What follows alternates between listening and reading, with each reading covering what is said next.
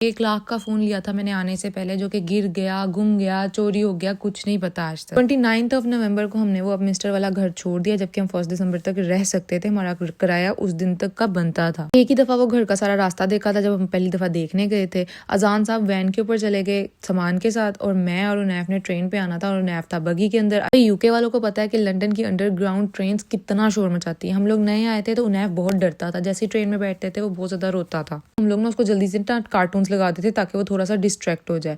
अब जो उसका फोन था ना, वो गलती मुझसे ये हुई कि मैंने अजान की पॉकेट में डाल दिया। अब मुझे अपना फोन देना था, वरना मेरी कोशिश होती है मैं अपना फोन कभी भी बच्चों को दूं ही ना, क्योंकि जाहिर सी बात है परदेश में घर वाले कॉल करते हैं, सारी चीजें होती हैं, तो बच्चे फिर कट कर देते हैं, घर वाले परेशान होते हैं। तो मेरी यही प्रेफरेंस होती है कि मैं अपना फोन कभी भी ना दूं। 2-3 स्टॉप थे जिनके बाद हमने उतरना था और मुझे बस लेनी थी। यहाँ पे जीपीएस के बगैर आप ट्रेवल ही नहीं कर सकते। आपको कौन सी बस लेनी है, कितने बजे बस ने आना है, कौन से आपने स्टॉप पे खड़े होना है, एक साथ कोई 5-6 स्टॉप्स होते हैं। और ईस्ट हैम के स्टेशन पे बहुत ज्यादा बसेज आती हैं।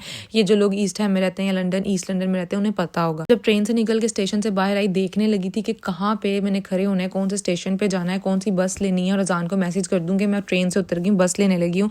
जो कि मेरी आदत है कि मैं अजान को हर जगह जाऊँ अपडेट करती हूँ, चाहे वो मैसेज देखे ना देखे, मैं सब मैसेज उनको भेजती हूँ कि मैं इधर पहुंच गई हूँ, मैं इधर जा रही हूँ, मैं इधर जा रही हूँ। ये मेरी आदत है शुरू से। तो जी फोन मेरी पॉकेट में नहीं था। फिर मुझे याद है कि मैंने तो उनैफ को दिया था, पूरी बग्गी की तलाशी ली, उनैफ की तलाशी ली, फिर समझ लगी कि फोन जो है ना वो ट्रेन में ही रह गया। भाग के अंदर गई, सिक्योरिटी गार्ड्स को बताया क्या करना था। उन्होंने कहा भी ये रोज का मामला है, आप अपनी कंप्लेन लिखवा दो हमें, अगर लॉस्ट आइटम्स में मिल गया तो मिल गया। लेकिन बेल्स में उसके फोन से ट्राई किया, जा रही थी और काफी देर तक जाती रही। अजान तो 7 बजे के पहुंच गए थे, 6 बजे घर से निकले हुए। मुझे मेरे हाल से स्टेशन के ऊपर ही 9:30 हो गए थे। मुझे पता ही नहीं था मैंने कौन सी बस लेनी है। पहले तो मैं ये सोचती थी शायद अजान मुझे लेने आ जाएंगे, बट उनके पास ना तो गाड़ी थी, और उस दिन हम लोगों ने साइकिल भी वापस दे दी थी। उसके बाद हम लोगों ने बाइक लेनी थी। तो अजान किस तरह आते हैं मुझे ढूंढने के लिए। वो घर पे परेशान थे, वो मेरे फोन पे फोन करी जा रहे थे कि किसी तरह मैं फोन उठा लूं, और मैं बेचारी जिसके पास फोन कोई नहीं था वहां पे स्टेशन पे खड़ी होकर रो रही थी। ये एक आंटी रुकी, उन्होंने पूछा बेटा क्या हुआ है, कोई इंडियन थी कि पाकिस्तानी थी, मुझे आज तक नहीं याद। मैंने कहा मेरा फोन गुम गया। उन्होंने कहा आप अपने किसी घर वाले को फोन कर लो। तो याद है मुझे तो मेरे किसी घर वाले का नंबर ही नहीं याद, सिर्फ पाकिस्तान में मुझे माम पापा का नंबर याद है। अजान का नंबर ही मैंने उस दिन के बाद याद किया। इतने मैंने मुश्किल हालात देखे ना इस मुल्क में, इतने मैंने अल्लाह के मौजे देखे हैं। मैं मतलब मुझे यकीन नहीं आता